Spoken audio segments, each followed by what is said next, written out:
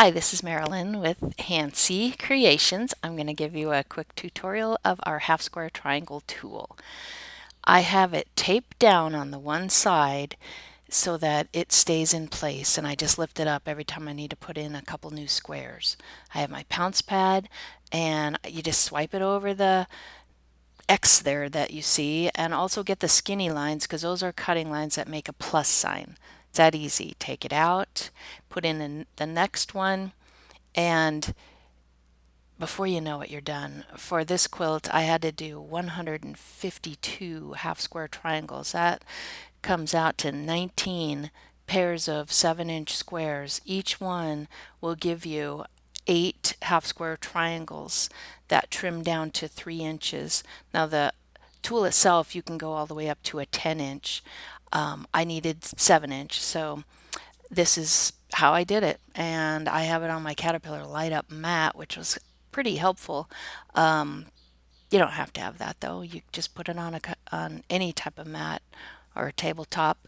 Just secure the edge down so you can just flip it up and down as you need to. And you will love this. It is so quick and easy. So I'm glad I got to show you this. We've had this tool out for a while, and it's one worth having because you never know when you're going to need a half square triangle or a couple hundred of them. Sewing on the lines is really easy. You can see the lines clearly. The chalk, it stays put, which is very important when you're doing a precision type of marking like this. If the chalk's not right, your triangles are not going to be right. This powder has not been hairsprayed or anything. It's just sticking beautifully. You might need hairspray sometimes. If so, you know what to do. And when I sew on that just inside that dashed line so that when I fold it over, it will fold out to a really good 3-inch square that just needs a little bit of trimming.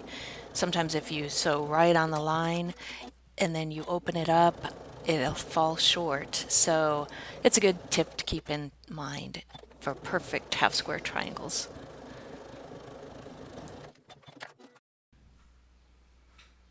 And now the final step is cutting the square into 8 half square triangles. You cut diagonally. I like to use the rotating mat. You don't want your pieces to move if you can help it, and this is a great way to not have things moving. Also, just a pivotable small mat will work well. So I'm just cutting on that chalk line down the middle.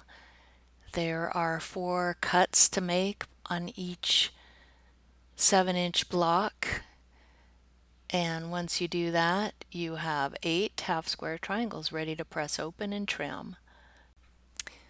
This pile of scraps is what was trimmed off of 152 half square triangles.